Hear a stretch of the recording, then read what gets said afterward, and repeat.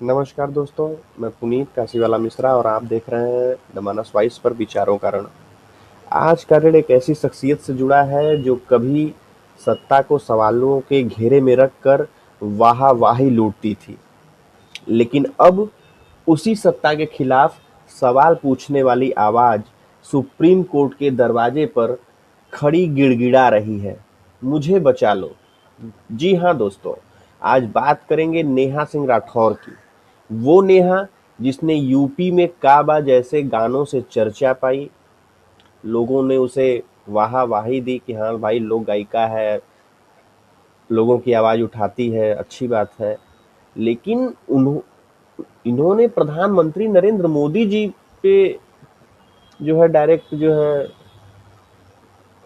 इस तरीके से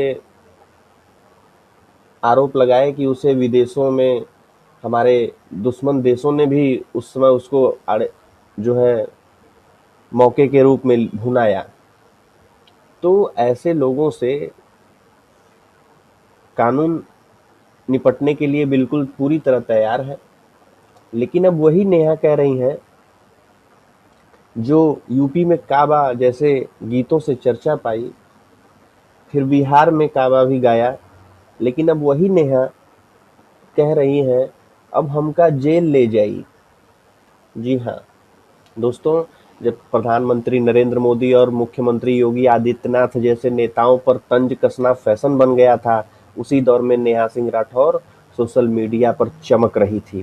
ट्विटर पर, जो कि अब एक्स है, यूट्यूब पर, हर जगह सरकार से सवाल के नाम पर कटाक्ष, व्यंग और आरोपों की झड़ी। नेहा सिंह ने खुद को लोक गायिका कहा, लेकिन उनके गीतों में लोक से ज्यादा राजनीति की गंध आने लगी। चाहे वो यूपी में काबा हो या बिहार में काबा हो, शब्दों के पीछे एक छुपी हुई राजनीतिक साजिश थी।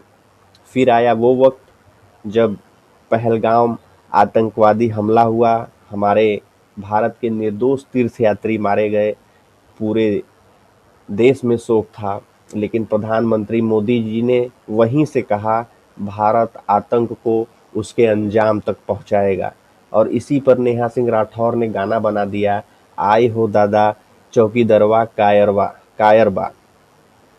सोचिए, देश पर हमला होता है और हमारा प्रधानमंत्री दुश्मनों को चेतावनी देता है, और कोई कलाकार अपने ही देश के प्रधानमंत्री को जनरल डायर कह देती है। क्या यही अभिव्यक्ति की आज़ादी है? क्या यही लोकतंत्र है, जहां एक कलाकार देश के दुश्मनों के सुर में सुर मिलाए? फिर कहानी ने मोड़ लिया भाइयों बहनों, फिर कहानी ने मोड़ लिया। लखनऊ में एफआईआर दर्ज होती है और नेहा अपने ससुराल पक्ष से कवि अभय सिंह निर्भीक ने रिपोर्ट कराई। आरोप गंभीर थे, देशद्रोह, भड़काऊ बयान और प्रधानमंत्री पर दुर्भावनापूर्ण टिप्पणी।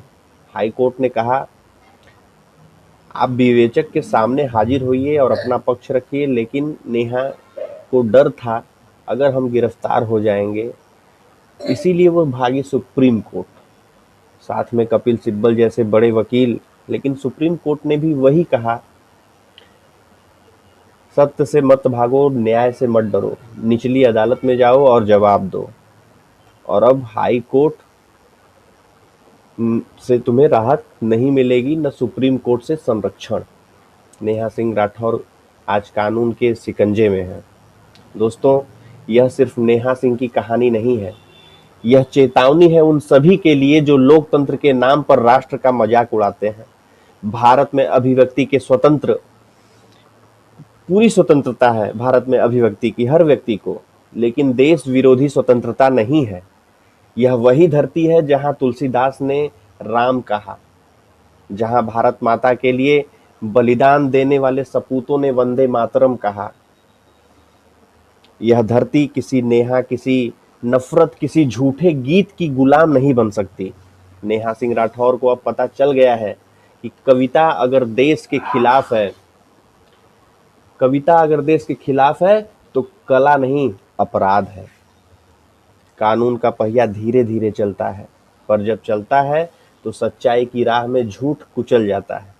तो दोस्तों, क्या अब वक्त आ नहीं गया है हम सवालों की जगह सत्य की गीत गाएं?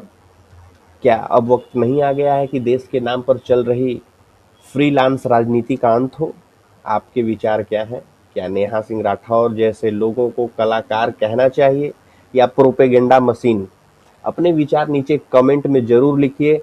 और हाँ, अगर आप भी मानते हैं कि देश पहले दल बाद में, तो इस वीडियो को शेयर कीजिए और द मानस वॉइस के इस रण में अपनी आवाज मिलाइए। मैं पुनीत काशीवाला मिश्रा, मिलते हैं साथियों अगले एपिसोड में, जहां विचार सच्चे होंगे और रण होगा राष्ट्र के लिए। जय हिंद।